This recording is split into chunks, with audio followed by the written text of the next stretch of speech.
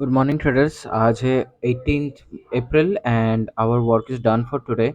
ठीक है, तो आज हम लोग ने कैसा पोजीशन पकड़ा है, यहाँ से हम लोग ने बहुत आसानी से 80 पॉइंट को पकड़ लिया है। तो पोजीशन कैसे बना, थोड़ा सिंप्लीफाई करके समझेंगे इसको। एक सेकंड, इसको हटाना दीजिए। हाँ, तो इसको भी यहाँ से हटा दिया। अरे, क्या हो गया। तो सबसे पहले मैं समझा देना चाहता हूँ कि प्रीवियस डे में आपको बोल ही दिया था, शायद वीडियो देखे होंगे तो पता होगा, हाई का ब्रेकआउट से यहाँ से एक सेल पोजीशन को पकड़ा जाना पॉसिबल था। ठीक है, तो जब यहाँ पर ऐसा वाला काम हो चुका है तो हम लोग आज अगर ऐसे ही गैप डाउन या फिर मैजिक गैप डाउन या फिर ऐसा कुछ अगर हो तो हाई का ब्रेकआउट से सेलिंग पोजीशन को नहीं पकड़ने वाले। ये वाला चीज़ हम लोग को याद रखना होगा। और कहाँ कहाँ स्टॉप लॉसेस है, देखिए हर एक का रिट्रेसमेंट है। लेकिन यहाँ से मार्केट बोलिएगा कि तो ये तो एक एक कैंडल से ऊपर गया नीचे आया, ऊपर गया नीचे आया। नहीं भाई, ऐसे नहीं होता। मार्केट देखिए एक प्रॉपरली स्विंग में ऊपर गया, प्रॉपरली नीचे आया, प्रॉपरली ऊपर गया फिर नीचे आया, इसको स्विंग बोला जाता है। ठीक है, तो यहाँ से देखिए एक क्या प्रॉपर स्विंग है ये। तो इसका क्या ढंग का रिट्रेसमेंट हुआ है? तो नहीं हुआ है। बहुत सिंपल सा चीज़ है। तो जब इस चीज़ का रिट्रेसमेंट नहीं हुआ है तो इसका मतलब यहाँ पर स्टॉप लॉसेस पड़ा हुआ है। इसको याद रख के हम लोग आगे बढ़ गए और मार्केट देखे कि बिल्कुल फ्लैट ओपनिंग दिया। फ्लैट ओपनिंग देते ही भयंकर तरीके से भागने लगा। तो मेरे दिमाग में दो चीज़ घूम रहा था उस टाइम पे मेरे दिमाग में दो चीज़ घूम रहा था कि चलो अगर कैसे भी अगर मार्केट यहाँ से हाई का ब्रेकआउट दे दे तो ये तो मतलब, और यहाँ से हाई का ब्रेकआउट देगा और यहाँ से ये जब हॉल्ट ले रहा है तो प्रॉपर्ली यहाँ से एक सेल पोजीशन आ सकता है टिल क्लोजिंग प्राइस हिट, क्योंकि क्लोजिंग प्राइस के ऊपर से बायर्स का अवेलेबिलिटी दिख रहा है। तो ये वाला चीज़ हम लोग ने सोचा।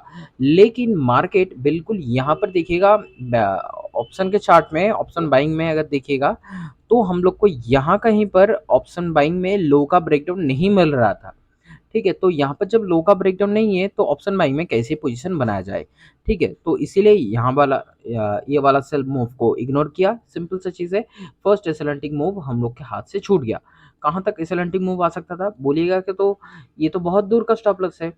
देखिए मेजर कीजिए, ये तो बहुत दूर का स्टॉप लॉस है। करीब कितने का स्टॉप लॉस, ऊपर जब मार्केट गया है 390 प्लस पॉइंट का स्टॉप लॉस है, तो उसको मार्केट शायद हिट नहीं करने वाला है ना। नहीं, ऐसा नहीं होता है।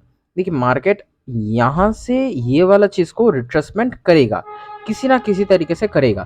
तो यहाँ पर जब एक जोन ऑलरेडी पड़ा हुआ है तो हम लोग इसको 100 50 और 100 पकड़ के कैसे यहाँ से बाई करके जा सकते हैं, क्योंकि मार्केट ये वाला जोन को रिस्पेक्ट ना देके यहाँ पर भी आना सो मच पॉसिबल।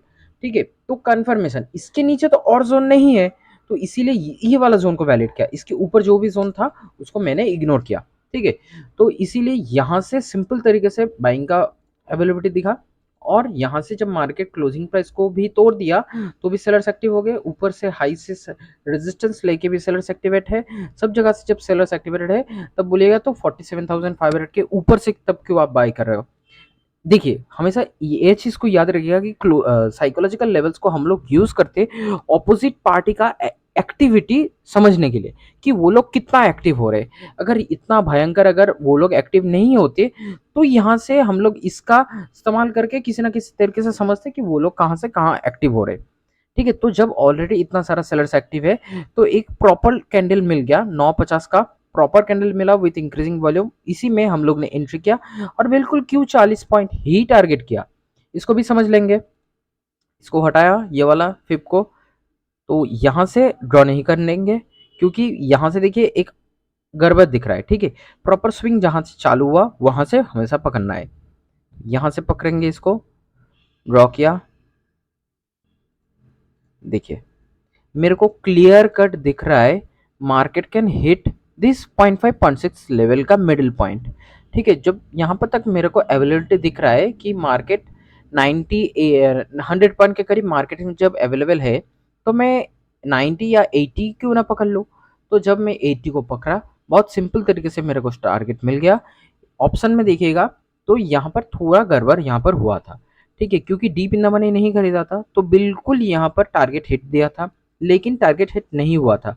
ठीक है, जब ऐसा टारगेट मिस हुआ तभी मैंने अपना स्टॉप लॉस को ट्रेल करके अपना एंट्री पे बिल्कुल बना दिया ताकि कुछ भी लॉस ना हो पाए। ठीक है, तो उसके बाद ही मार्केट फिर से थोड़ा बहुत ऊपर गया। ऊपर जाके अपना इंडेक्स में टारगेट को अचीव कर दिया। ये 10 बजे का कैंडल में, 10 बजे का कैंडल में टारगेट अचीव हो गया। तो यहाँ पर तब टारगेट अचीव नहीं हुआ तो इसीलिए मैं यहाँ पर ही एग्जिट कर गया। ऑप्शन उस टाइम पे टारगेट दे ना दे डज़न्ट मैटर। वहीं पर मैंने एग्ज़िट करके भागने का प्लान सबसे बढ़िया समझा। तो बस यही था आज का वीडियो, बहुत आसानी से समझने का था मार्केट आज, कुछ भी डिफ़िकल्टी नहीं था। अगर हाई का ब्रेकआउट होता तो भी और ऊपर कोई स्टॉप लॉस नहीं था, बहुत अच्छे से सेल हो सकता था। हाई से अगर प्रॉपर यहाँ से जब रेजिस्टेंस ले ही रहा था, अगर ऑप्शन बाइंग में अगर सही कुछ कर देता, तो भी यहाँ से एक सेल को पकड़ा जा सकता था और प्रॉपर्ली यहाँ से कैसे बाई को पकड़ लिया बता रहे, ठीक है। फिर मार्केट देखिए 100, 50 और 100 को फॉलो करके फिर मार्केट गिरने लगा, ठीक है। बहुत सिंपल सा चीज़ है, इसीलिए मैंने बिल्कुल 50 का ज़ोन तक टारगेट किया। सिंपल सा लॉजिक है। फिर जब 47,500 का जब ब्रेकडाउन दिया, तो यहाँ से फिर से एक बाइंग का मूव आ सकता है। ऐसे मार्केट में स्लंटिंग चलेगा, फर्स्ट, सेकंड, थर्ड, फोर्थ ऐसे ही चलेगा। लेकिन हम लोग को जितना कमाना था वो कमा लिया, मार्केट एंड हो गया। थैंक्स फॉर वॉचिंग, फिर मिलेंगे और एक वीडियो में।